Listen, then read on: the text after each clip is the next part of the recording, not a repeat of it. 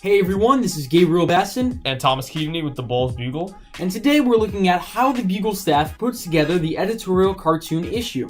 You'll hear from our editor-in-chief, along with some staffers, and why the editorial cartoon issue is particularly special.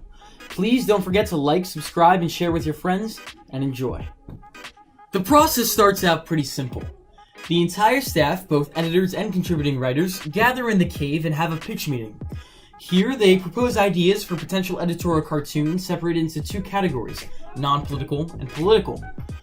Obviously, with editorial cartoons by nature, they take a stance, so we evaluate them and determine which ones would be valuable additions to the actual issue.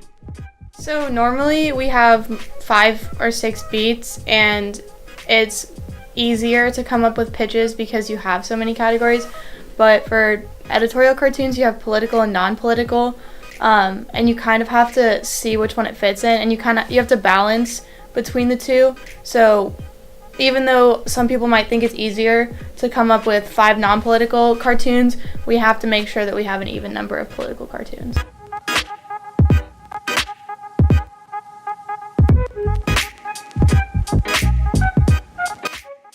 Now you have an opportunity to hear from some of our staffers and how the process goes down and what it really means to them.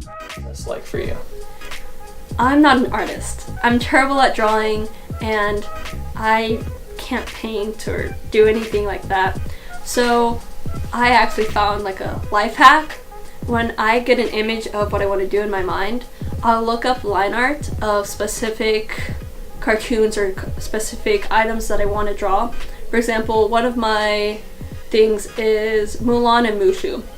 I can't draw Mushu from memory or anything like that, so I'll look up a line drawing of what he looks like and I'll trace it, so then I get a good idea of how big or how small I want him to be, if I want him to be next to the other portrait that I'm drawing. And it's pretty easy to find things like this, and it's all about the details that you add in later that'll actually make the effect. I'm gonna try to film myself drawing, but I want to show everyone how hard it is to film myself drawing. So in the audience, there's gonna be Snapchat ghosts.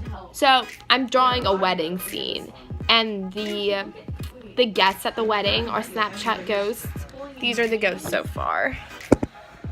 Can you see them? Can you see them? Okay. Now I'm gonna draw the aisle, and then I'm gonna draw the lovely bride and groom, and then someone from the audience, when the minister priest dude asks for objections, the person in the audience is like, whoa, they don't even have a snap streak, how can they be getting married?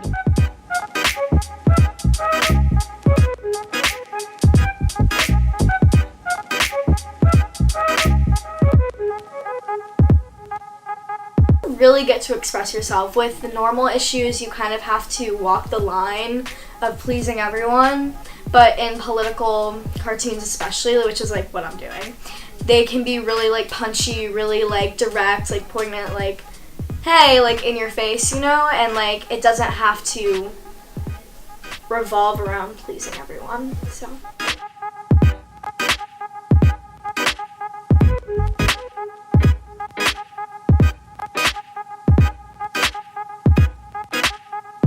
there's 2 types of good pitches. There could be one that's very broad that could have many interpretations, so you can go a bunch of different ways with it, which is really good. But there's also those that are like really, really specific. It might be a little weird, but they're so specific, you're like, wow, no one's ever done that before. So I think that's a really cool thing when people our age have something unique and creative.